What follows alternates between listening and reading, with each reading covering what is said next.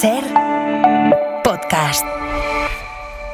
Estás escuchando El Abierto de Hoy por Hoy. Cada día analizamos las noticias más relevantes de la actualidad, las claves políticas, económicas y sociales, con las voces de los protagonistas y los distintos puntos de vista de nuestros tertulianos.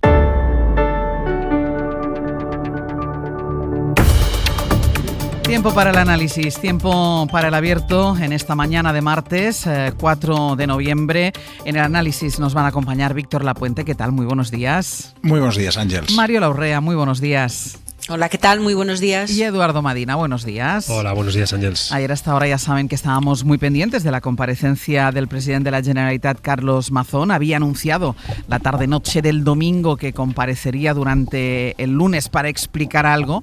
Ayer hasta ahora sabíamos que la comparecencia iba a ser a las 9 de la mañana, pero desconocíamos todavía el contenido y a las 9 y nada, poquitos minutos ya pudimos escuchar la intervención de Carlos Mazón, todavía presidente de la Generalitat en ese momento, una intervención en la que dimitió, y además tiene todo el mérito de dimitir sin haber pronunciado durante todo el discurso la palabra dimisión ni dimitir. Dimite, pero se queda como diputado, y lo que vamos a hacer esta mañana es intentar explicar primero los escenarios que se abren, pero después qué pasa ahora mismo con un presidente en funciones y con un Partido Popular buscando un candidato que le sustituya, intentando evitar esas elecciones autonómicas que el Partido Popular no quiere. Pero todo esto va a depender de la ultraderecha, va a depender de Vox. Radio Valencia, Julián Jiménez, buen día. ¿Qué tal? Buen día, Ángeles. Vamos a empezar por lo más inmediato, Julián, porque esta mañana está previsto que se reúna el Consell de Govern, como todos los martes. Por otra parte, es una reunión que en principio debe presidir el propio Carlos Mazón, aunque la pregunta, y además nos la formulábamos sobre todo ayer, era si Mazón iba a asistir a la cita o va a empezar a apartarse, porque se especuló incluso con la posibilidad de que se pidiera una baja médica. Sí, hasta que haya nuevo presidente, Mazón es, recordemos, jefe del Consell en funciones. Esta mañana está confirmado, preside la reunión de su gobierno en la que se podría formalizar, por cierto, Ángeles, la marcha del vicepresidente Gampampols, anunciada ya hace varias semanas por el propio Mazón. Y es que se anunció una remodelación del Consell, lo hizo el propio Mazón hace ya varias semanas, que a tenor de los acontecimientos pues va a quedar reducida simplemente a la marcha del teniente general. Está previsto que uno de los consellers actuales asuma las competencias en la reconstrucción que abandona Gampampols. Desconocemos a partir de ese momento qué va a hacer Mazón con su agenda. Lo que sí sabemos es que no va a dejar de ser diputado autonómico para poder mantener su aforamiento. De este modo se blinda de cara a una posible imputación por parte de la jueza de Catarroja que instruye la causa. Por cierto, Mazón podrá disfrutar de los beneficios que tienen los expresidentes valencianos. El Estatuto de Expresidentes establece que podrá disfrutar de recursos como 2 asesores y un conductor, una oficina con presupuesto y un vehículo del parque móvil de la Generalitat. Pero es que también podrá ser miembro del Consell Jurídic Consultiu, eso sí, durante un periodo equivalente a su mandato, es decir, 2 años y 3 meses. Y si no, le queda la Cámara de Comercio de Alicante, de la que Mazón ha sido gerente durante varios años. Podría volver a trabajar en esta institución porque todavía disfruta de una excedencia. Y decíamos, Julián, que ahora se abre un proceso para designar a un nuevo candidato. Esto quiere decir que los populares, que el Partido Popular tendrá que asumir el candidato que quiera Vox, o al menos el que acepte la ultraderecha, y además se da la circunstancia de que ese candidato solo puede ser un miembro del Corts, es decir, tiene que ser diputado a Corts.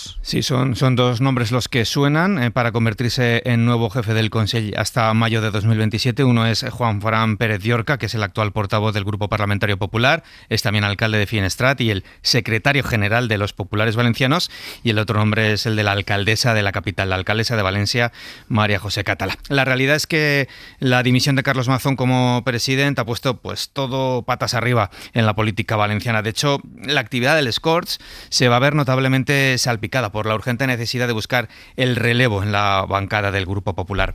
En el PP valenciano impera hasta ahora el silencio. Hay muchísimo hermetismo. Hasta ayer había incluso instrucciones de no hacer ninguna valoración pública, nos dicen fuentes del PP, para respetar esa comparecencia de ayer de Mazón y la intervención después de Alberto Núñez Feijóo. Eso no quita que no se sigan produciendo movimientos para sondear a Vox y lograr un acuerdo para la investidura de un nuevo presidente. Para que el relevo sea viable, recordemos, para que el relevo se produzca de forma rápida, es necesario que Vox colabore y facilite las cosas. Si se llega a un acuerdo, el pleno de investidura del nuevo presidente podría celebrarse en la última semana de noviembre. Si las votaciones fracasan, les Corts tendrían 2 meses para volver a intentarlo. y de no lograr suficientes apoyos el nuevo candidato, los valencianos y las valencianas tendríamos que acudir a las urnas. Entre tanto, Julián, continúa la investigación de lo ocurrido en La Dana. Ayer, recordemos, declaró ante la jueza que lleva el caso, la jueza de Catarroja, Maribel Vilaplana, que es la periodista que comió con Mazón el día de La Dana. Ella confirmó que la comida empezó a las 3, que se prolongó hasta las 7 menos cuarto de la tarde de aquel día, y por lo que contó, ella dice que no vio en todo este tiempo que el presidente mostrara la más mínima inquietud. Así es, aunque no escuchó nada de las conversaciones porque, según explicó, él se levantaba y se apartaba para hablar. Bueno, el presidente parece ser que no le expresó ninguna inquietud durante toda la comida y estuvo con la periodista hasta que la acompañó, como dices, al parking a eso de las 7 menos cuarto de la tarde, aunque Vilaplana le ha dicho a la jueza que, aunque no conserva el ticket, promete aportar el justificante de pago con la tarjeta para saber la hora exacta en la que le despidió en la puerta de ese parking. Otra de las cuestiones relevantes es que el día 30 de octubre, de madrugada, Vilaplana y Mazón volvieron a hablar por teléfono horas después de esa comida, y ella le preguntó si durante ese almuerzo era consciente el presidente de lo que estaba pasando, a lo que él contestó que no sabía nada. En esa llamada, Vilaplana le pidió a Mazón que no dijera su nombre, algo de lo que ella decía ayer en la declaración se arrepiente. La de ayer fue, como digo, una declaración intensa, muy intensa. La periodista lloró por momentos, se derrumbó y la jueza tuvo que tranquilizarle, diciéndole que ella no es responsable de nada, que en todo caso lo sería Mazón. ¿Esperáis algún sobresalto para hoy? Pues, porque desde el miércoles pasado estáis en un sin vivir en Radio Valencia. Pues esto es un non-stop, como diría aquel. A ver, esperemos que las aguas vuelvan un poco a su cauce. No es la mejor expresión ni la mejor metáfora, pero bueno, vamos a ver si se va recuperando la normalidad y se producen avances, a que cuesta mucho. Vamos a seguir ese calendario. Y otra cosa, nos decías a las 8 de la mañana, hoy la reunión del Consejo de Gobierno es en Alicante. Así es, en Alicante, se va para allá todo el gobierno valenciano, es en la Ciudad de la Luz, y a partir de la 1 de la tarde está previsto que comparezca la vicepresidenta del Consell, la vicepresidenta primera, la portavoz, Susana Camarero, que podría ser la que llevase a partir de ahora, si se confirma que Mazón reduce notablemente su agenda, la que lleve a partir de ahora el día a día de la Generalitat. Pues Julián, mantenemos la línea abierta, como estamos haciendo desde el miércoles pasado, ¿de acuerdo? Bueno, un saludo. Cualquier novedad Chao. la contaremos aquí en la antena de la SER. Ahora iremos a las interioridades de cómo se gesta la decisión de Mazón, del papel del Partido Popular, de la cúpula del Partido Popular, de Alberto Núñez Feijóo, de la perspectiva que se abre hasta ahora. Pero ayer nosotros estuvimos aquí escuchando en directo esos 20 minutos aproximadamente que duró la declaración institucional del todavía entonces presidente de la Generalitat.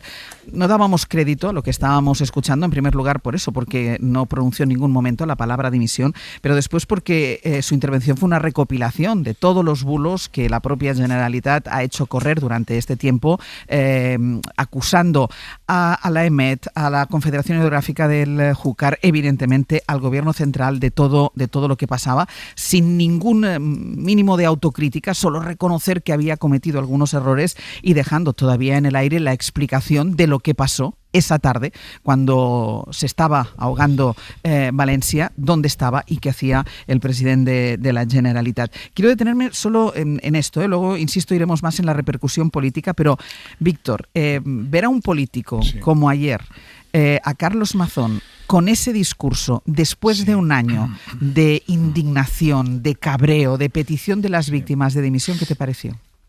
Bueno, a mí me pareció loable lo que hizo, pero lamentable lo que dijo. Hay que aplaudir a Mazón porque hiciera lo que llevan las víctimas reclamándole 365 días y los que nos pasamos la vida pidiendo sin éxito normalmente la dimisión de los políticos en España por decoro, por manchas éticas en su currículum y no por sentencias firmes, porque hoy en España no se dimite ni cuando te imputan.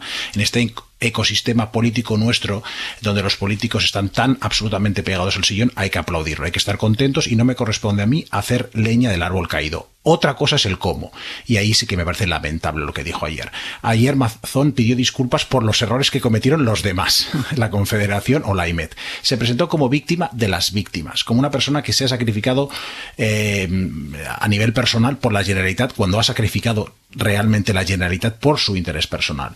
Y lo que dijo yo ayer, pues me pareció, como comentas, lamentable. Y sí que es cierto que estoy de acuerdo con Feijóo que Mazón no es un asesino, no es una persona que ha cometido errores, que arrastrará toda su vida, y eso yo creo que es un castigo muy fuerte.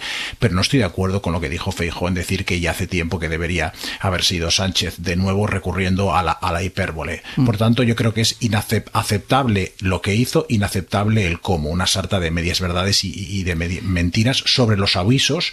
No hubo apagón informativo, hay que subrayarlo, como ha intentado deslizar Mazón ayer de nuevo, y sobre la supuesta falta de ayuda por parte del gobierno, que también es falsa, ¿no? Edu. Sí, bueno, es difícil encontrar razones estratégicas a lo ayer hecho por parte de quienes lo diseñaron, que supongo que tendrá un equipo que lo diseñó, porque no termino de adivinar ni una sola luz para lo que supongo que el Partido Popular pretendía, que era tomar una decisión muy reivindicada por la práctica totalidad de la sociedad valenciana, por supuesto por las víctimas de la Dana, a lo largo de todo este año, porque ni el momento, ni el estilo, ni la rueda de prensa, ni el contexto, ni las derivadas políticas las veo con lógicas. Primero, tienes un año para dimitir y eliges la mañana en la que el fiscal general del Estado está declarando ante un tribunal. Segundo, tienes todo un año para dimitir y eliges los días posteriores al funeral de Estado por las víctimas de la Dana, esas 229 personas que murieron en aquellos aciagos momentos y en aquellas aciagas jornadas de la Dana en la Comunidad Valenciana, y lo haces justo después de escuchar un veredicto social contundente y nítido como el que se ha escuchado en estos últimos días, como si no se hubiese escuchado durante todo el resto del año anterior y como si las conclusiones no estuvieran ya sacadas, ¿no? A veces sucede que ante una desgracia, y la Dana fue el mayor desastre natural que ha vivido este país en muchísimo tiempo, pues una sociedad saca sus conclusiones sobre el tipo de gestión, y los números hablaban claro. Mazón estaba por la sociedad valenciana sentenciado. Él pensará que de manera injusta, seguro que en su partido también, otros pensarán que de manera justa, pero tenía una sentencia social, es decir, una conclusión social de una gestión nefasta que repercutió en un impacto todavía mayor de aquel dramático impacto que tuvo la Dana justo ahora hace un año y unos pocos días, ¿no? Entonces, no soy capaz de entender casi nada de la gestión hecha por el Partido Popular y por el propio Carlos Mazón en la elaboración de esta decisión y en toda su proyección política, ¿no? ¿Por qué este momento? ¿Por qué así? ¿Por qué con esta metodología? Pues casi todo se me escapa, Ángels. La verdad es que de lo que ha hecho me cuesta encontrar una única luz. Mariola. A mí me pareció toda una declaración fake, que llega tarde, por supuesto, como todo lo que llega tarde se formula mal, y que denota no solo la poca elegancia que ya conocíamos del personaje, sino también poco acto de contrición. Y en la medida en que estamos hablando de una dimisión, aunque él no pronunció esas palabras, reconociendo errores, eso sí, obviamente en ninguna de sus 20 minutos de declaración quedó claro que asumía en toda su dimensión las consecuencias del error, y para ello se parapetó en los pretendidos errores de los demás, aunque tuviera que recurrir a mentiras de nuevo, y sobre todo a esa reflexión final que me parece digna de pasar a la historia como esperpéntica, de comparar un hombre bueno, él, que ha cometido el pobre algunos errores, y frente a un hombre malo. Me parece que será una declaración que también le va a perseguir, lo mismo que los errores que cometió el 29 de octubre. Lo decía esta mañana en las claves, la única cosa que me pareció acorde con la verdad fue esa primera frase, de las primeras frases que pronunció ayer Carlos Mazón, que dijo que el 29 de octubre cambió su vida, y dijo también la profesional, para siempre. Y eso es verdad, cambió su vida, la tragedia del 29 de octubre, para siempre, especialmente su vida personal, porque con ello va a tener que cargar cuando se apaguen los focos, que será seguramente a partir de hoy o a partir de mañana, y tenga que recluirse en su entorno más personal y más familiar, y tendrá que aprender a vivir con aquello que todavía tampoco sabemos qué estaba haciendo el día que solo tenía que hacer una cosa, que estar en el CECOPI y tomando el mando de lo que es una de las mayores tragedias que ha vivido Valencia. Mira, y a lo mejor es especular, y tú decías, Edu, ¿por qué lo hace ahora, no? Es verdad que dijimos, hombre, sentirte insultado y gritado de esa manera en el día del funeral de Estado, eso no es un trago fácil, pero es verdad que Mazón eso lo ha escuchado ya en otras ocasiones, lo ha escuchado en directo, sus entradas y sus salidas al Palau, lo ha escuchado en las entrevistas que se han hecho a las víctimas, es decir, que para él no era nuevo. Es verdad que era en un contexto diferente, que era el funeral de Estado, pero por especular un motivo, yo recomiendo que lean en El País, hay una reconstrucción de las últimas horas de Mazón y está su llegada a Alicante después de ese funeral de Estado.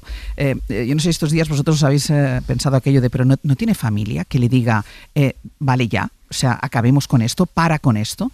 Y hay un momento en su retorno a Valencia que su madre le dice, vale ya. Y es verdad que es especular que esta puede ser la causa, pero hay un motivo ahí que todos nos hemos estado preguntando durante todo este tiempo, ¿por qué su entorno, cómo puede su entorno soportar esto? Y a lo mejor, no sé, a lo mejor esta fue la clave para que eligiera tan mal día para dimitir, porque empezaba el juicio del fiscal general de Estado y luego que lo hiciera de la manera que lo hiciera, sin reconocer. O sea, alguien le ha dicho algo, pero yo sigo sin reconocer nada. No sé si alguien me va a decir algo. No, sí. Sí, yo... Adelante, yo podría decir muy rápidamente que creo que en España en muchas ocasiones esto ocurre, el entorno familiar presiona porque el entorno profesional no suele presionar para que un político dimita, porque el entorno profesional en España, a diferencia de otros países, y vuelvo a sacar el mismo tema, pero creo que es muy importante, el entorno profesional estás rodeado de personas a las que has nombrado, o sea, personas que tienen un interés personal en que tú continúes, ¿no? A diferencia de lo que ocurre en otros sitios y no te van obviamente a aconsejar lo que deberían, que es que dimitieras. Mariola. Pero hay un elemento, yo a veces pienso que en estos momentos también somos los analistas políticos los que le damos una dignidad a la cosa que no tiene. Y es verdad, ojalá fuera el entorno familiar el que... Ha dicho que era una especulación, ¿eh? Sí, que el que le haya podido... no sé, abrir los ojos en el sentido de decir que, bueno, pues que bastaba ya, ¿no? Y el funeral de Estado yo creo que efectivamente marca un antes y un después. Ahora bien, y durante este año, ¿qué le han dicho ese entorno familiar? No le ha dicho, esa es la pregunta que yo me he formulado muchísimas veces. No le han preguntado qué hacías. No le han dicho que el presidente del gobierno de una comunidad autónoma, si hay un día en la que no puede estar comiendo 4 horas ni acompañando a nadie a un parking hablando de fútbol, es precisamente el día en el que está ocurriendo algo con consecuencias humanas dramáticas.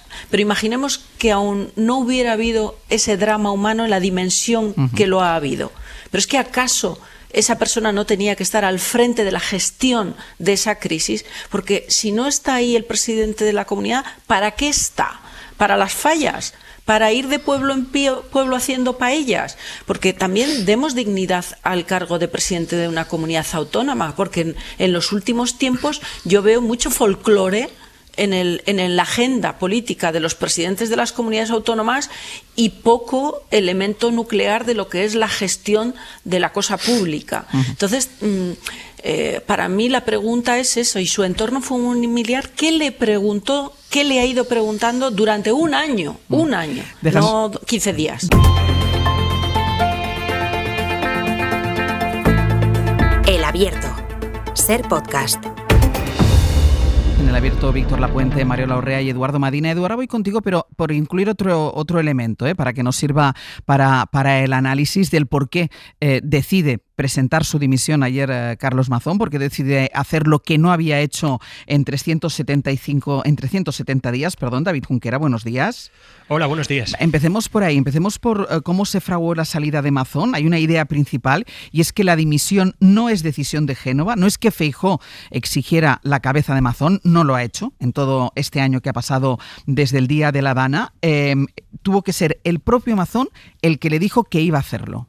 Y tuvo que ser el funeral de la Dana el que actuara como detonante. Lo decíamos el otro día, no es lo mismo ver las cosas desde la planta séptima de Génova por la tele que vivirlas bien cerquita, en vivo y en directo. Según el relato que hacen fuentes de Génova, Feijóo volvió ese día de Valencia en el AVE con la determinación de decirle a Mazón, no que dimitiera, pero sí que llevaba tiempo barruntando que en ningún caso iba a repetir como cabeza de cartel. La idea era comunicárselo cara a cara en una reunión agendada para este viernes que viene, 7 de noviembre, pero Mazón le tomó la delantera. Tras los insultos y la tensión, el presidente llegó a su casa en Alicante y nada más bajar del coche, su familia, una de las más afectadas es su madre, se lo dejó claro. Hasta aquí hemos llegado. Mazón descolgó el teléfono, buscó el número de Feijóo y verbalizó su renuncia por primera vez. No puedo más. Señor Mazón ha decidido dimitir porque la situación y su fortaleza personal ya no le permitía seguir haciendo lo más importante, reconstruir la Comunitat Valenciana. Así se lo explicaba Feijóo ayer a los suyos en el Comité Ejecutivo Nacional, al que solo asistió un varón, el murciano López Miras. Antes de este lunes triste y duro para el PP, se vivió un fin de semana de intensas llamadas, de conspiraciones en clave valenciana y una decisión final. Mazón quería dejarlo, quería comunicarlo él el lunes y a cambio pedía aferrarse a su escaño y que el partido no le abandonara, no le hiciera un Rita Barberá. Hoy ha presentado la dimisión un compañero que ha reconocido equivocaciones, que habrán marcado su vida para siempre, pero que también ha sufrido una cacería política y personal que debemos denunciar con toda intensidad, porque no es un asesino. Como escuchamos, Feijóo, el partido, le han arropado, conocían las líneas maestras de su discurso de renuncia, incluso Feijóo y Mazón hablaron unos instantes antes de que lo pronunciara y hablan en el partido de decisión correcta y ejemplar. Con todo lo que han dicho de él, hoy les da una lección a los que jamás asumen nada, por muy grave que sea. En la dirección comparten su decisión de atesorar su acta de diputado porque es una decisión personal. Aseguran que no se actuó antes porque no se quería sumir a la Comunidad Valenciana en la inestabilidad en plena reconstrucción, aunque son conscientes del desgaste demoscópico y moral que pesan sobre las siglas del PP y aprovechan para cargar, como no podía ser de otra forma, contra el gobierno de Sánchez. Si el Partido Socialista cree que con esto se borran sus responsabilidades, se equivoca, porque las tenemos más presentes que nunca. Ya no tienen escudo. Es curioso con qué frase alicatan esto desde la dirección, una frase boomerang. En otros partidos como el PSOE la incompetencia no tiene consecuencias, en este sí, una forma de reconocer que Mazón pues no fue competente en su desempeño al frente de la Generalitat. Feijóo no pensaba en hacer dimitir a Mazón, nos lo estabas contando, pero sobre todo no pensaba hacerlo porque su prioridad era y sigue siendo evitar unas elecciones y por eso ahora le preocupa que se abra una batalla sucesoria. Lo que le gustaría, entiendo, llegados a este punto, es un cambio, Junquera, de presidente limpio, sin amenaza de urnas. Sí, hay otra frase de las mismas fuentes que también os va a gustar, que condensa el estado de ánimo en el PP. No puede ser que con Carlos a bordo todo fuera mal y que ahora que ya no está, pues todo siga yendo mal. Peor o mejor, el futuro lo dirá, pero lo cierto es que los populares tienen una papeleta muy complicada por delante. La intención inicial de Mazón era dejarlo, convocar elecciones, pero Feijóo le disuadió pronto, porque unas urnas valencianas podían afectar a unas urnas extremeñas, a unas urnas castellano-leonesas o a las andaluzas. Así que ahora el objetivo es evitar a toda costa que pasen 2 meses sin amarrar un sustituto. La primera tarea es encontrarlo y evitar que por el camino se monte una guerra civil en la marca valenciana. En este momento Génova no tiene nombre, no gustaron los movimientos del fin de semana para upar a Vicent Montpó. No se ve clara la opción catalá porque supondría tener que buscar otro relevo en el Ayuntamiento de Valencia y encima hay que encontrar a alguien del gusto de Vox. Esa es la segunda tarea, seducir a la ultraderecha. Asumen en Génova que están completamente vendidos, dependemos totalmente de ellos. Las conversaciones deben empezar, nos dicen en el territorio, y luego entrarán a bailar las direcciones nacionales. Por si acaso, Feijóo ya va mandando recados. Pido a los partidos que sostienen al gobierno autonómico que estén a la altura, que faciliten cuanto antes la elección de un nuevo presidente, que actúen con la responsabilidad que merece el pueblo valenciano. Antes era Mazón el que controlaba los tiempos, pero ahora el mando a distancia lo tiene Vox y en el PP pues van avisando. Si nos abocan a elecciones, cargarán con las culpas como en Extremadura. El caso es que el reloj electoral ha comenzado su tic-tac y de momento Génova está compuesta, sin candidato y a merced de Abascal. Junquera, gracias. Gracias.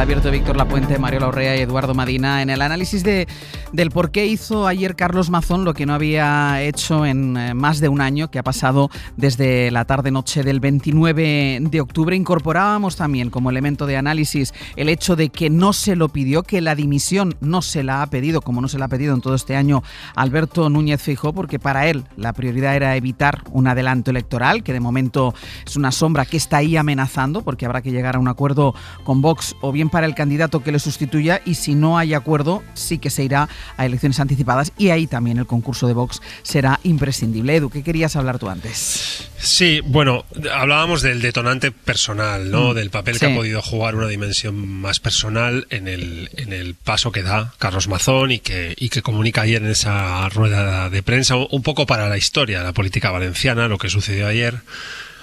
Y este es un buen ejemplo de lo que a veces sucede en política, que necesita a alguien como él un detonante personal para tomar una decisión ante un ecosistema de opiniones en la sociedad valenciana que creo que estaba bastante claro. Porque si en las últimas encuestas que hemos conocido, si analizamos todas las instituciones, yo creo que bien paradas solo salen los ayuntamientos. Pero en el análisis de lo realizado por él, que hemos conocido números hace no mucho, el 89%, es decir, casi 9 de cada 10 ciudadanas y ciudadanos en Valencia consideran que debió solicitar la emergencia nacional. 6 de cada 10 creen que él es el responsable de una respuesta política o de gestión política muy deficitaria. Y casi 6 de cada 10 ubica la responsabilidad directamente en la Generalitat. Es decir, la sociedad valenciana había dictado sentencia. Y no era necesario llegar a la evidencia del funeral, a la evidencia emocional del día del funeral, para dar el paso que Carlos Mazón ha dado. Porque creo que lo debía haber dado hace ya bastante tiempo, se hubiera ahorrado mucho precisamente en ese plano personal y seguramente el PP hubiera podido controlar un poco más el proceso, porque el proceso ahora, ¿en qué consiste? Consiste en que ha dimitido, que se queda como diputado, que el Partido Popular no se atreve a preguntarle a la sociedad valenciana qué opina sobre el siguiente paso institucional que su comunidad autónoma debe dar, sino que pone toda esa decisión en manos de la ultraderecha, de nuevo, de Vox. El viaje de Mazón empezó en Vox, termina en Vox, vuelve a ser Vox, el partido de Santiago Abascal, el que tiene la llave que decide la orientación política y la condicionalidad de esta nueva investidura de una nueva diputada o diputado que va a ser elegida presidenta de la Generalitat Valenciana, con qué tipo de condicionalidad añadida a la que ya Vox colocó al principio de esta legislatura. La pregunta es, ¿por qué han elegido este camino? Tanta incapacidad interna, de gestión interna tienen dentro del PP valenciano, tanta desconfianza tienen de la sociedad valenciana, tanto creen que pueden interpretar mejor ellos dentro del PP que la propia sociedad valenciana emitiendo su opinión en unas urnas. Yo no sé cuál es la solución, porque este es el típico nudo político en que todas las soluciones seguramente tienen coste y tienen factura, pero desde luego la elegida a mí me parece que no puede ser peor. Una cierta incertidumbre de quién va a ser la persona, de nuevo todo en manos de Vox, la sociedad valenciana inhibida de poder opinar, una decisión que llega tarde, después del impacto brutal en términos emocionales que tuvo el funeral. No sé si se puede hacer algo peor políticamente, seguramente, pero no es fácil. Claro, es que queda ahora mismo el Partido Popular en Valencia en manos de Vox sí o sí, porque Sin con duda, Vox tiene que pactar el nuevo nombre, y si no se ponen de acuerdo con un nuevo nombre, irán a elecciones con un resultado que, según avanzan las encuestas, Vox volverá a tener mucho que decir en la configuración del gobierno. Víctor. Sí, antes una dimisión significaba moverte de un escenario incierto a una determinada certidumbre. Alberto Fabra reemplazó a Francisco Camps cuando este dimitió, y ahora conduce a una situación de mayor incertidumbre. Tenemos el plazo hasta el 19 de noviembre para que Vox y el PP pacten, ¿no? Pero comentaba Edu, yo creo con mucha razón, que muy pocos políticos han tenido la valoración tan negativa. Creo que la nota de media que le dan los electores en el país valenciano es de 1,67 a Mazón. Yo creo que ni Stalin conseguiría una peor valoración. Realmente es muy malo. Y una cuestión sobre el plano personal que nos afecta, yo creo que nos afecta a todos. Yo justo estaba escribiendo a mi madre por WhatsApp antes de la tertulia y pienso que si ella me dice, Víctor, hasta aquí, yo le hago caso inmediatamente. Y en todo caso, una pequeña nota. La crónica del país que antes recomendabas, que me parece muy buena, Ángels, que menciona hasta 72 horas, también habla de la frase de Mazón, obviamente, de hasta aquí, pero también dice que Mazón vive rodeado de un equipo de 15 personas que le hacen los discursos, le preparan la agenda, las redes sociales durante todo este tiempo, durante todos estos años. Obviamente estas 15 personas no tienen ningún interés en que dimitiera, sino en todo lo contrario, en ir trampeando como ha ido haciendo durante este año. Y déjame me parece interesante interesante que distingamos un poco qué es lo que significa la dimisión en términos políticos y en términos de fundamentos democráticos, y tiene que ver simple y llanamente con la capacidad que tiene la democracia para depurar las responsabilidades políticas de quienes han actuado de manera incompetente, errónea e incapaz durante el ejercicio de su responsabilidad, y luego ya los escenarios que se abran a partir de esa realidad. Porque obviamente haber hecho todo lo que ha ocurrido tarde y mal provoca unos escenarios nuevos de incertidumbre para el Partido Popular. Y, desde luego, también con unos riesgos en la medida en que la ultraderecha está capitalizando todo lo que ha ocurrido durante este año, que es la desafección en la acción política. Y eso también tenemos, pues claro, obviamente responsabilidad todos, y si no tenemos responsabilidad todos, vamos a pagar las consecuencias de eso todos. Pero me parece muy importante distinguir estos dos elementos, porque si no podría darse hoy la sensación a los oyentes de que, como el escenario que se abre también es incierto, hombre, quizá igual no deberíamos haber propiciado este impulso por la dimisión. Y luego otra cuestión. Yo pediría sacar a las madres del debate, porque ya es el colmo que la democracia y la calidad de la democracia dependa de lo que una madre sea capaz de decirle a su hijo en un momento determinado. Pero si todo lo demás no funciona, Mariola. Claro, es que acabamos de escuchar que yo quería poner también el foco en Feijóo. Como Feijóo no quería esta dimisión, como no la ha querido durante todo el año que le han estado pidiendo las víctimas, y que era evidente que tenía que hacerse efectiva. Es que hasta el último momento Feijóo no quería, porque su cálculo electoral le impedía pedir la dimisión. Claro, es que... Hablemos de eso, ¿sabes por qué, Ángeles? Porque seguramente también hay algunas madres que les dicen a sus hijos que tienen capacidad para hacer y asumir responsabilidades para las que desde luego no tienen capacidad. Y desde luego, este caso concreto, lo que se está demostrando es que este señor jugaba por encima de su peso, desde el minuto cero. El señor Carlos Mazón no tenía capacidades ni tenía hechuras para la responsabilidad que asumió. Y a partir de ahí viene todo lo demás. Y luego, efectivamente, a mí me parece muy importante centrar la atención en Alberto Núñez Feijóo, porque ni le pidió la dimisión cuando correspondía, ni ha ejercido el liderazgo del partido que merecía, ni ayer... Ni la quería ahora. Yo ya no sé qué versión creerme.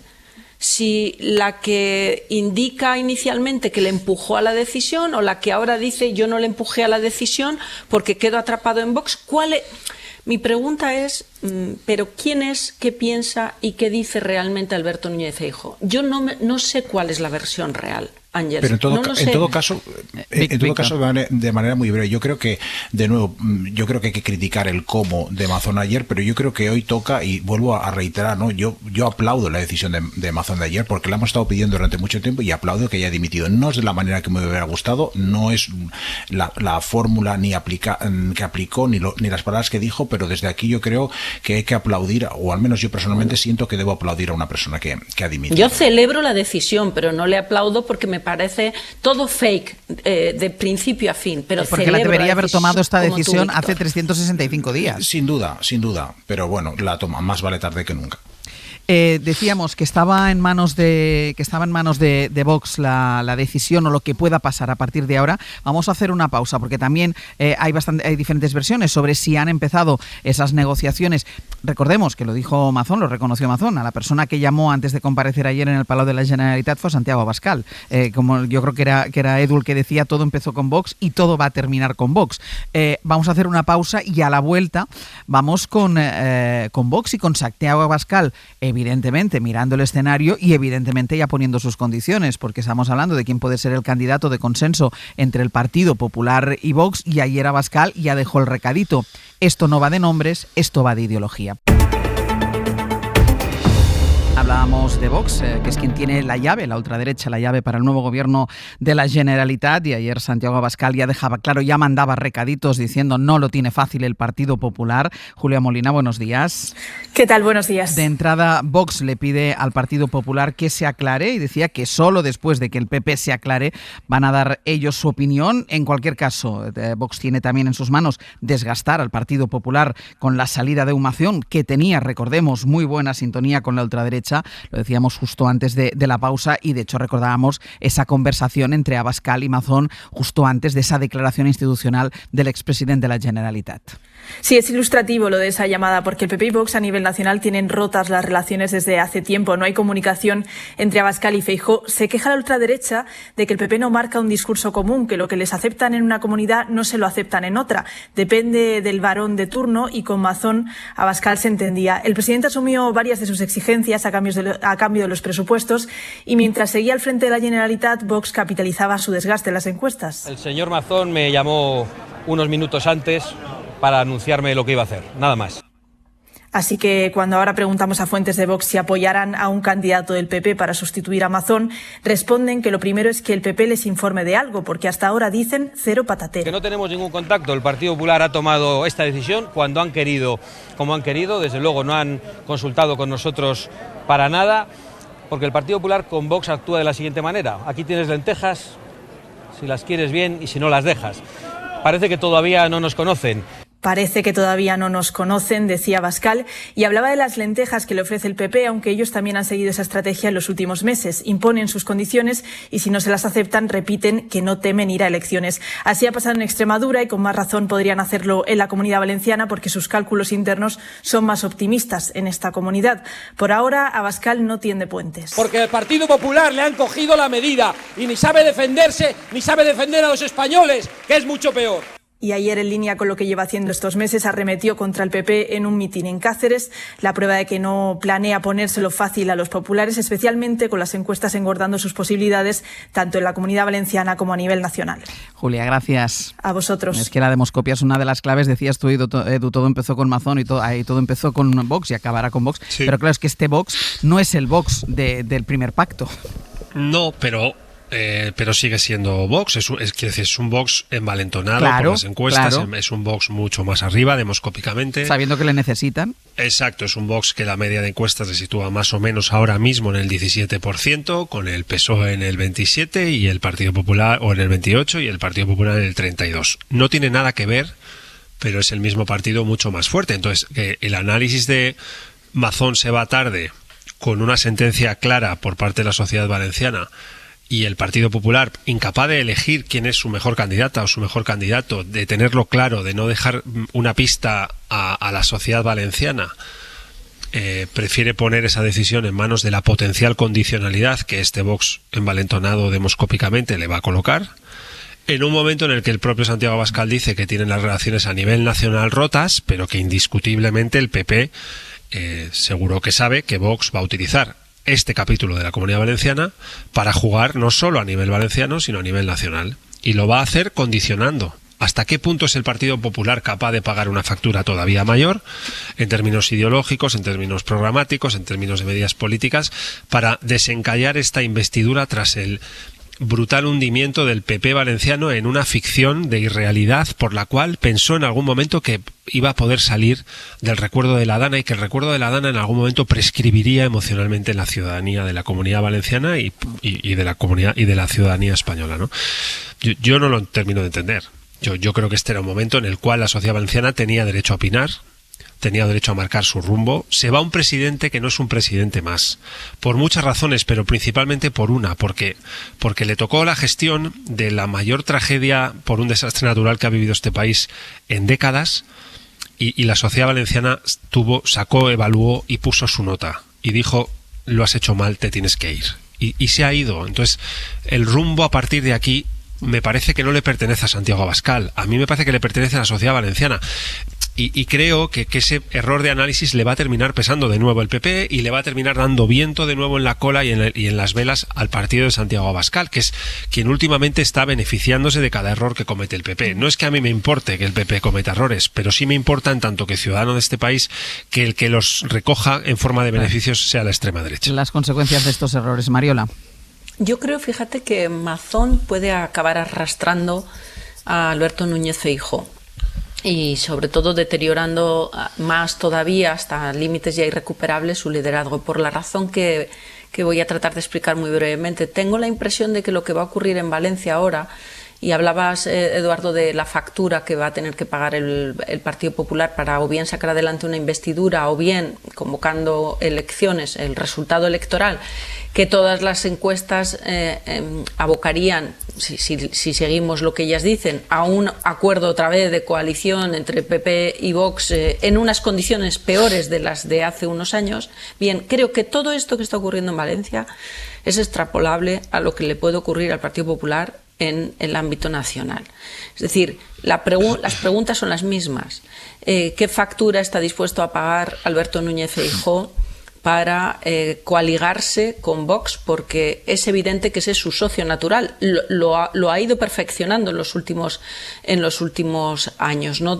Ha ido cerrando su margen y su capacidad para alinear posturas con otras opciones políticas, y solo le queda Vox, y está arrinconado con Vox. ¿Qué factura está dispuesto a pagar Alberto Núñez Feijóo en el ámbito nacional con Vox? Y en su caso, cómo la falta de orientación clara en una política determinada de Alberto Núñez Feijóo en el liderazgo del Partido Popular también en las encuestas da alas a Vox. Por lo tanto, lo que va a ocurrir en los próximos meses en Valencia creo que es un laboratorio perfectamente útil para imaginar qué es lo que puede ocurrir en el ámbito nacional. Víctor.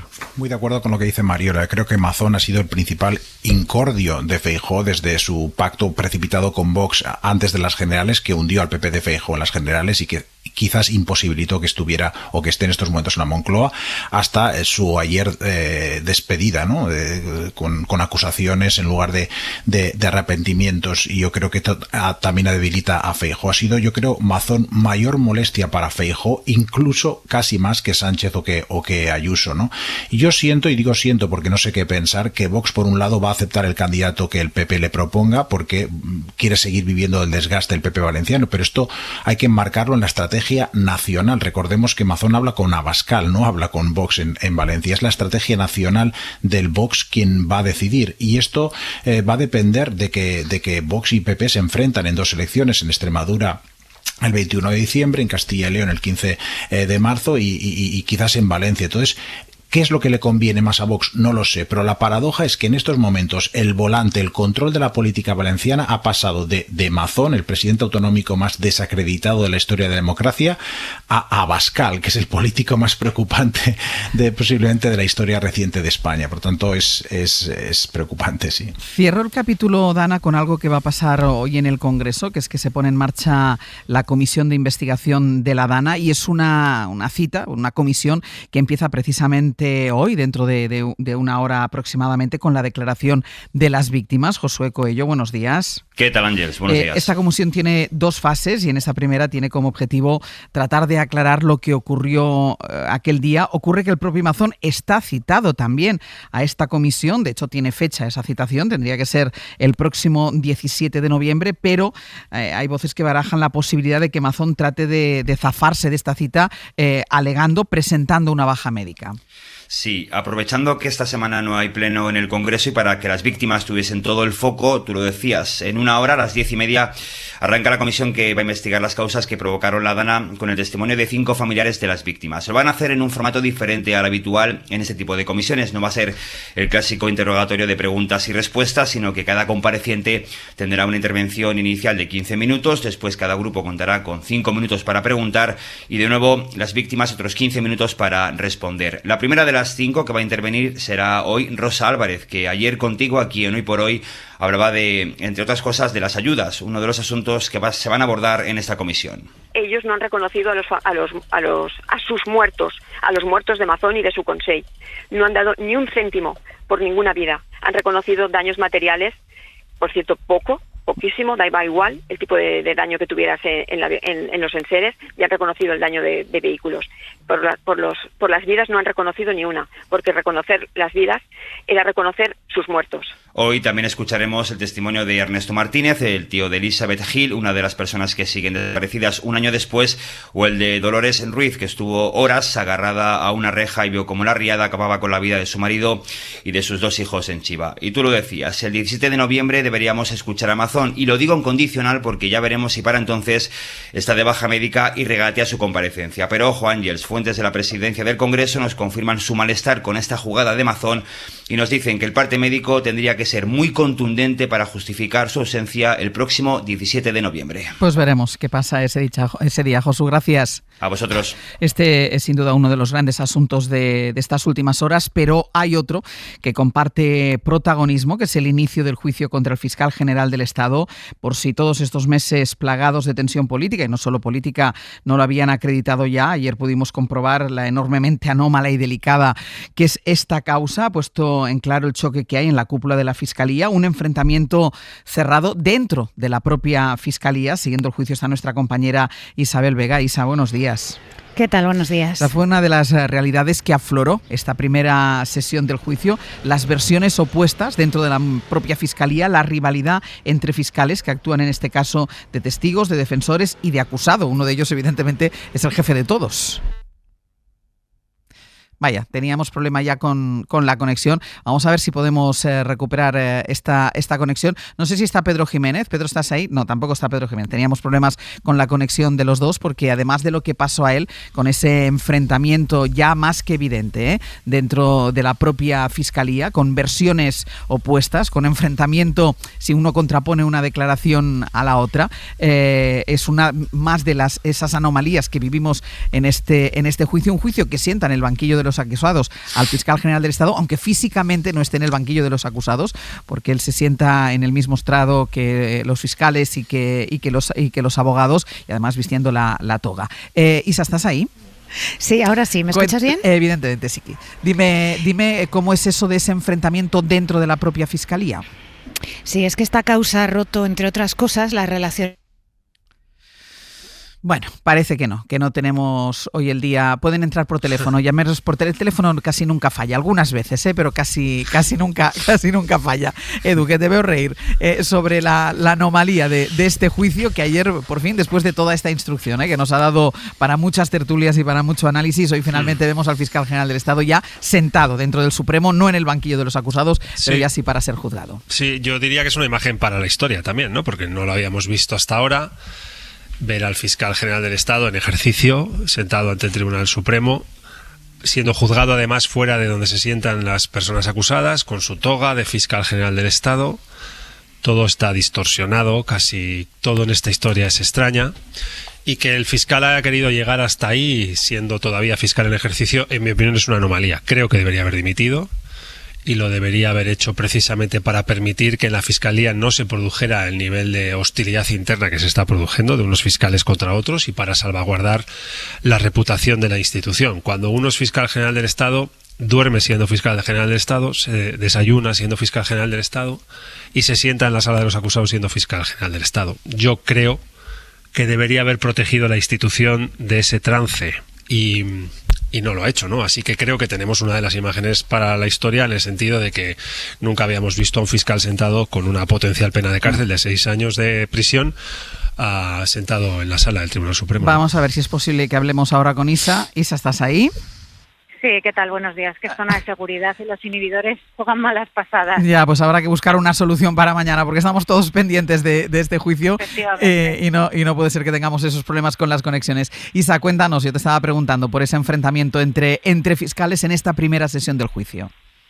Sí, es que esta causa ha roto, entre otras cosas, las relaciones entre la fiscal superior de Madrid, Almudena Lastra, y la jefa de la provincial, Pilar Rodríguez. Ayer quedó claro que no hablan desde aquel 13 de marzo en que García Ortiz pedía los correos con el abogado de González Amador para comprobar que no se le había ofrecido pacto alguno como se estaba publicando. Se lo dije literalmente, Pilar, los van a filtrar. Y además dije, por favor, Pilar, no hagas nada, porque ya cuando había hablado con ella dije, deja que me ocupe yo, porque ella me dijo, me está llamando Álvaro a la vez. ¿A usted le dijo doña Almudena Lastra, no dais los correos que los van a filtrar? ¿O por qué los has dado que los van a filtrar? No, de ninguna de las maneras me dijo eso. Lastra dice que avisó a Rodríguez de que los correos se filtrarían y Rodríguez lo niega. También dice que a la mañana siguiente reprochó a García Ortiz que se hubieran filtrado. ¿Él lo negó? ¿Que hubiera filtrado? No, me dijo, eso ahora no importa, es que claro, tengo ya cada vez menos memoria, pero es que eso se me quedó, porque claro, a mí sí me importaba, pero a mí es que eso se me quedó clavado en el alma. Pues por mi parte porque a mí sí me importaba que se hubieran filtrado los correos.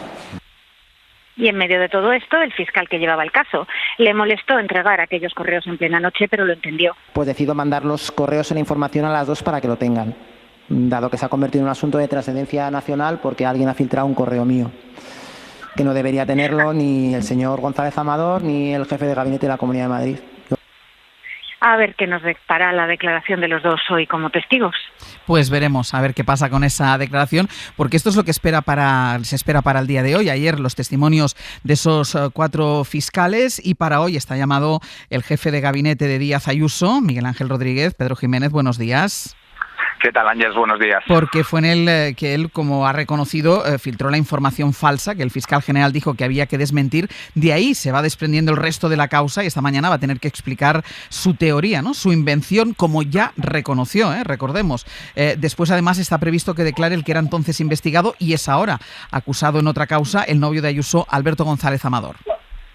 Eso es, Ángeles. Esta mañana, en la jornada de mañana, está previsto que declaren los jefes de prensa de la Fiscalía Superior de Madrid y de la Fiscalía General del Estado, pero el plato fuerte está previsto para la tarde porque declaran los autores del bulo que quiso desmentir Álvaro García Ortiz. Son Alberto González Amador, el novio de Ayuso, que fue la persona que habló con el periódico El Mundo, que fue el primer medio de comunicación que difundió esa información adulterada y que además Alberto González Amador remitió ese correo que se está investigando como una supuesta filtración a Miguel Ángel Rodríguez, que es el otro que está previsto que declare esta tarde. Miguel Ángel Rodríguez es el autor intelectual de ese bulo, de esa noticia, de esa falsa información que se inventó, que fue la de que la Fiscalía había ofrecido un pacto a Alberto González Amador cuando todo sucedió al revés. Eso fue lo que reconoció el propio Miguel Ángel Rodríguez cuando declaró como testigo en el Tribunal Supremo. En la jornada del lunes, Ángeles, declararon, lo contaba Isaac, 4 fiscales que no se pusieron de acuerdo en la gestión que hizo la Fiscalía respecto de la crisis provocada por la difusión de este bulo, pero en lo que sí que estuvieron de acuerdo los 4 fiscales, los 4 testigos, Ángeles, fue en que ese bulo hizo muchísimo daño a la institución. Gracias, Pedro. Un abrazo. Quedamos pendientes de esas declaraciones de hoy, pero de momento lo que tenemos es la declaración de los 4 fiscales, Mariola, con esas versiones contrapuestas. Bueno, una contrapuesta al resto.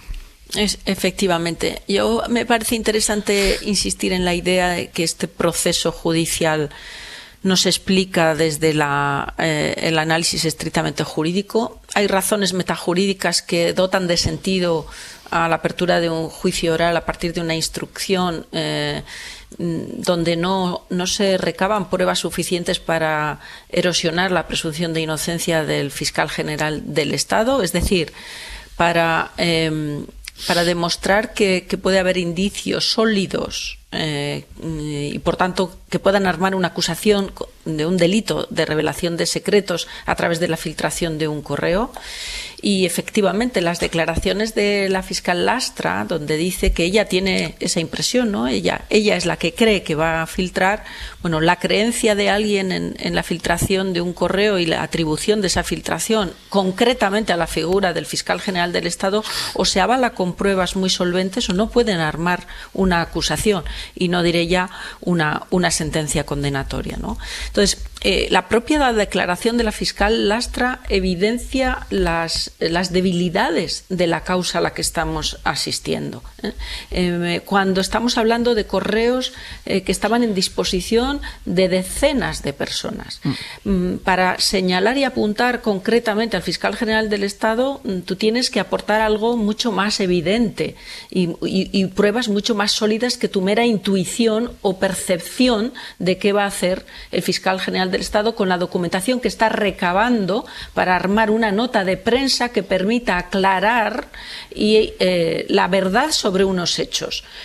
Y yo creo que en el fondo este proceso también nos interpela en términos democráticos, pero de verdad tiene sentido en una democracia robusta asistir a un juicio donde no hay ninguna prueba evidente ni solvente de cargo. Y esta es, yo creo, que la pregunta que tenemos que ir intentando resolver en los próximos días para ver la barbaridad un poco jurídica a la que estamos asistiendo, con independencia de si el fiscal general del Estado debía o no debía haber dimitido antes del juicio oral, y yo en esto también me he pronunciado, pero creo que esa pantalla ya está pasada.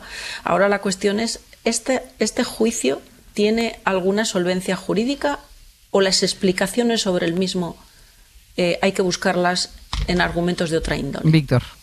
Yo tengo mis dudas, pero evidentemente no soy tan experto como Mariola, que sí que es experta, pero yo de momento no me atrevería a calificarlo de barbaridad jurídica. Creo que son interesantes las semejanzas y diferencias entre los dos protagonistas del día de ayer, Mazón y el fiscal general. A uno se le acusa de mentir o de enmascarar la verdad, y al otro de lo contrario, de decir la verdad, ¿no? De desmontar un mulo.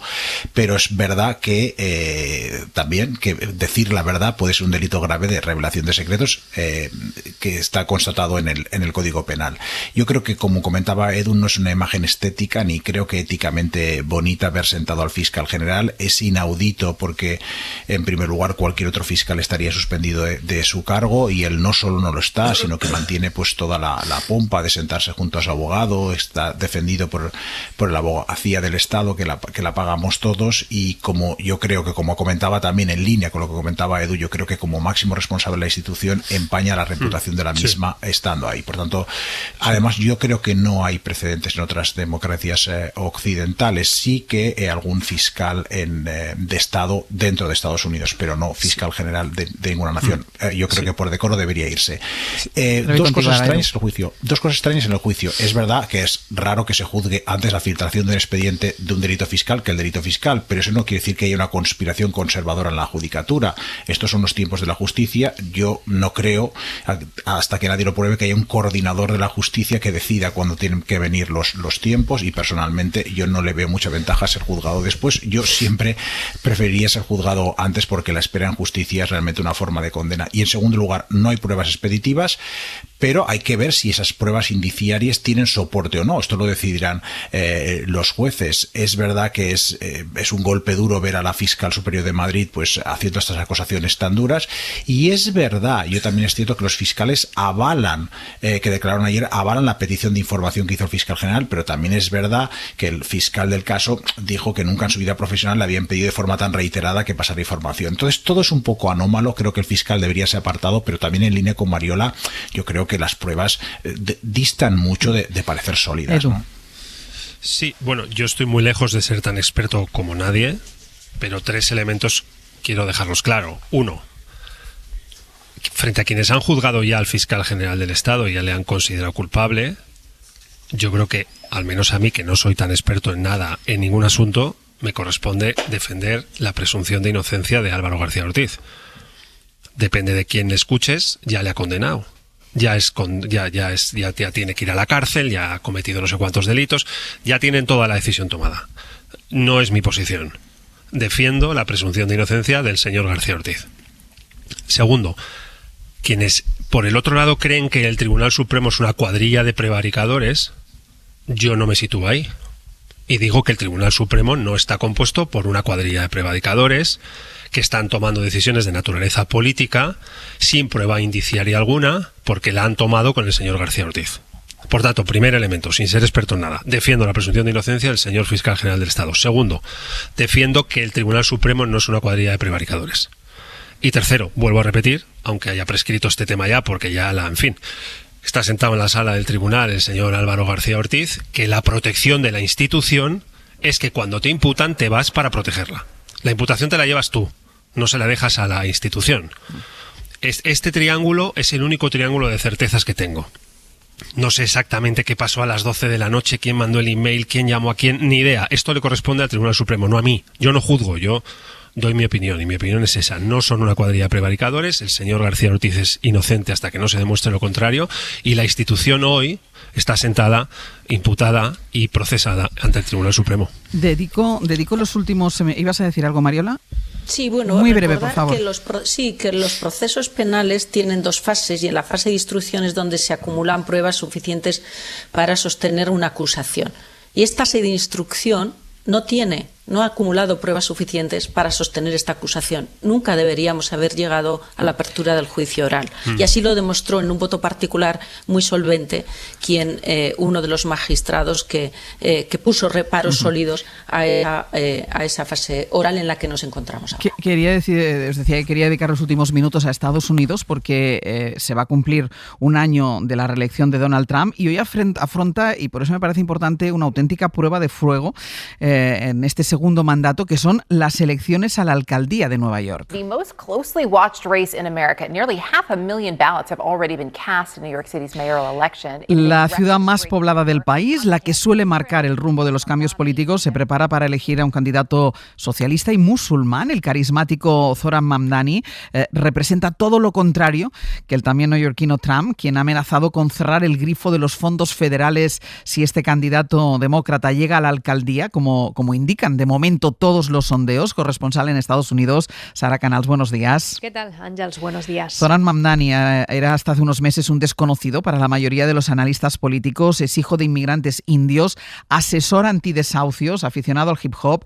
Mamdani ha conectado con una generación de neoyorquinos que están hartos de la vida prohibitiva en una ciudad que los republicanos pintan como decadente. Su plan de gobierno incluye medidas estrellas, Sara, como transporte gratuito o control de los alquileres. Pues sí, de hacerse con la victoria el carismático Zohran Mamdani, con tan solo 34 años. My name is Zohran Mamdani. I'm going to be running for mayor next year. Se convertirá en el primer alcalde musulmán y socialista de Nueva York, con un programa centrado en reducir el coste de la vida, grabando a los ricos, congelando alquileres y prometiendo autobuses y guarderías gratis. Mamdani es sin duda la sorpresa de esta temporada, una cara nueva y progresista que asusta a las élites, que defiende la causa palestina y que promete plantarle cara a Donald Trump. He's a communist. We're going to go to a communistic state. That's so bad for New York. Congelando los fondos federales para Nueva York. Su principal rival es el exgobernador demócrata Andrew Cuomo. And let's build a better New York starting on day one. Una cara conocida que tras perder las primarias contra Mamdani decidió presentarse como independiente con el apoyo de Wall Street y aglutinar el voto moderado y de la comunidad judía. Y en tercer lugar tenemos al republicano Curtis Sliwa. I exude confidence, strength, fight like Braveheart. Que promete pelear al estilo Braveheart, característico por llevar siempre una boina roja, aunque muy poco popular. De hecho, apenas cuenta con el apoyo de Trump o del propio partido. Él, sin embargo, no se rinde y ha ignorado incluso las presiones para que tire la toalla. Quienes se lo piden temen que su candidatura acabe beneficiando a Mamdani. Sara, decíamos que estas son las primeras elecciones de envergadura después de la reelección presidencial de Trump, de la que mañana se va a cumplir precisamente ese primer aniversario. ¿Cómo llegan hasta este punto demócratas y republicanos? ¿Cómo llegan no solo a esta cita, a la alcaldía de Nueva York, sino también al resto de escenarios electorales que están abiertos este martes? La elección de Nueva York será clave sobre todo para el Partido Demócrata, que sigue sumido en una profunda crisis tras la derrota de Kamala Harris. Y van a observar concretamente con mucha atención si la ciudad más poblada de Estados Unidos opta por una opción progresista como Zohran Mamdani o por un perfil moderado y tradicional como es el de Andrew Cuomo. Una victoria de Mamdani daría más fuerza al ala izquierdista del partido y de hecho es llamativo ver cómo algunos pesos pesados de la formación han evitado apoyarlo públicamente, ya sea por miedo a perder apoyo entre sus constituyentes o porque simplemente sus propuestas les incomodan. Y luego, hoy también se celebran elecciones relevantes en otros estados como Virginia y Nueva Jersey. Son regiones demócratas, pero que se están convirtiendo progresivamente en estados bisagra y que elegirán a su nuevo gobernador. Pues estaremos pendientes de estos resultados. Mañana los analizaremos aquí en este programa. Decimos que es la primera prueba de fuego por la que tiene que pasar Donald Trump desde su regreso a la Casa Blanca, coincidiendo con ese primer aniversario de su retorno. Sara, gracias. A vosotros.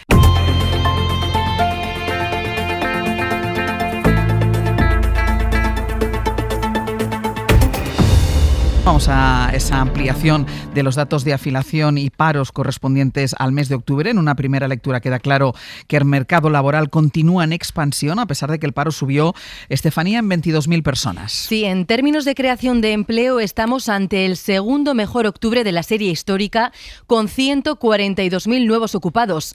Esta cifra esconde algo que normalmente no sucede, y es que este mes las mujeres protagonizan la creación de empleo. Casi 8 de cada 10 nuevas altas en la Seguridad Social corresponden a mujeres. En este momento hay 10,3 millones de mujeres cotizando, es la cifra más alta hasta el momento. Pero pese a esto, también este mes nos deja un comportamiento del mercado laboral muy estacional. La vuelta a las aulas de 167.000 docentes mitigan el final de la temporada turística, que deja 50.000 camareros menos y una pérdida significativa de profesionales sanitarios. El paro, que sube en 22.000 personas, es un incremento inferior al que solemos ver otros años, alcanza a todas las comunidades autónomas y deja el total de desempleados en los 2,4 millones.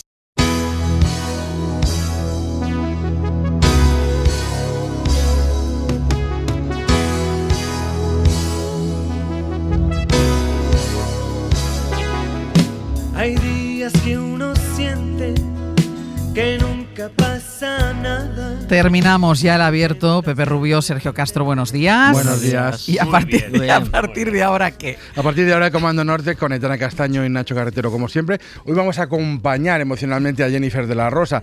¿Quién es esta mujer? Bueno, pues es la directora de un documental muy emotivo, Hija del Volcán. Y muy también, bueno. Sí, y también una de las menores que sufrieron en primera persona la tragedia de Armero en Colombia, allá por el 85, por culpa de la erupción del volcán El Nevado del Ruiz. Muchos niños, muchos menores en realidad quedaron entonces sin sus padres y fueron adoptados por otras personas. Ahora, 40 años después, la protagonista de este documental nos cuenta aquel suceso y vamos a saber si encuentra a su madre. O no, a lo mejor no lo vamos a desvelar, Sergio. No lo vamos a desvelar. Vale. Lo decida ella. Vale. Bueno, Chema Rodríguez vuelve esta mañana. Conoceremos en Sevilla junto a él a Isabel López, natural de Chipiona, como la más grande, como Rocío Jurado. Alguien que queriendo haber estudiado periodismo llevó un taxi, una ambulancia, cuidó niños ciegos y a un montón de animales. Vamos, que menos periodismo hizo de todo, eso sí, siempre fue noticia.